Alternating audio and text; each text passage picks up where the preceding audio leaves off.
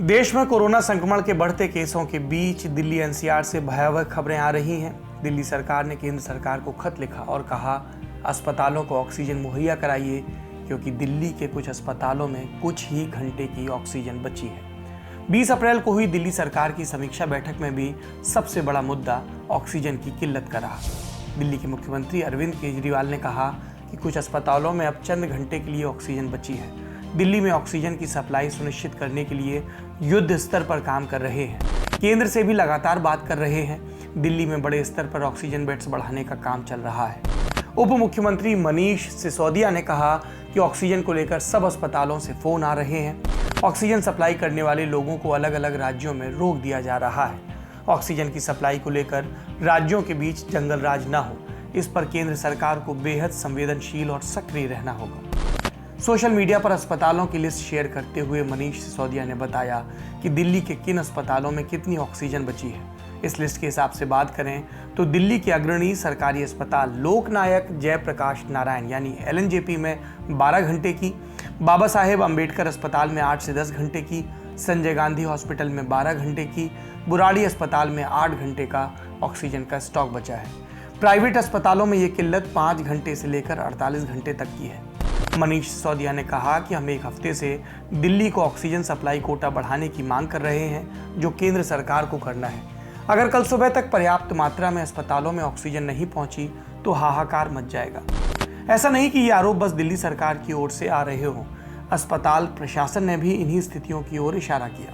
समाचार agency ANI से बातचीत में श्री गंगाराम अस्पताल के चेयरमैन DS राणा ने कहा, ज़्यादा केसों की वजह से मेडिकल ऑक्सीजन की डिमांड 3 गुनी हो गई है। हमारे अस्पताल में ऑक्सीजन की किल्लत है।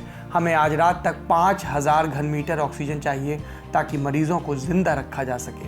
इसके अलावा हमें रोज़ाना 9 से 10,000 घन मीटर ऑक्सीजन चाहिए।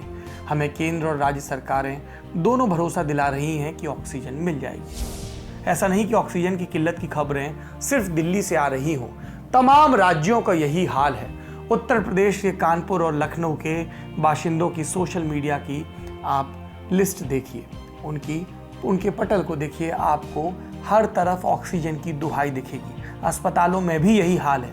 ऑक्सीजन का कुछ ही घंटे का स्टॉक बचा है। लखनऊ में ललन टॉप की रिपोर्टर स्वाति हैं। उन्होंने भी जानकारी दी कि कई सारे अस्पताल मरीजों और उनके तीमारदारों को ऑक्सीजन भरवाने के लिए कह रहे हैं। महाराष्ट्र से भी ऑक्सीजन की किल्लत की खबरें आ रही हैं। कई जिलों के अस्पतालों ने कहा है कि उनके पास कुछ ही घंटों का ऑक्सीजन का स्टॉक बचा है। इन सबसे इतर इस मामले में राजनीति भी शुरू हो गई है। कांग्रेस नेता प्रियंका गांधी वाड्रा ने फेसबुक पर सरकार पर फेल होने का आरोप लगाया और कहा, कमी इसलिए है क्योंकि हम ऑक्सीजन को ट्रांसपोर्ट करने के पर्याप्त साधन नहीं बना पाए।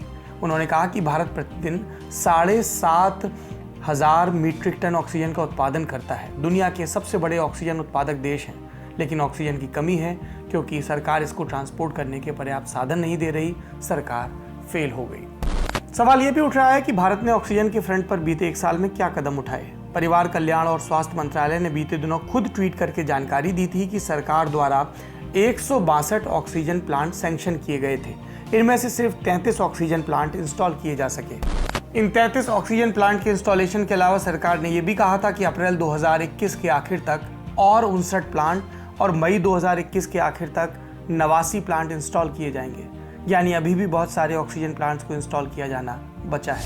लेकिन दिल्ली की क्राइसिस अभी की है। अस्पतालों के पास कुछ ही घंटों का ऑक्सीजन है। यही हाल कानपुर, लखनऊ और दूसरे कई बड़े शहरों का है। ऐसे में केंद्र सरकार का क्या कहना है?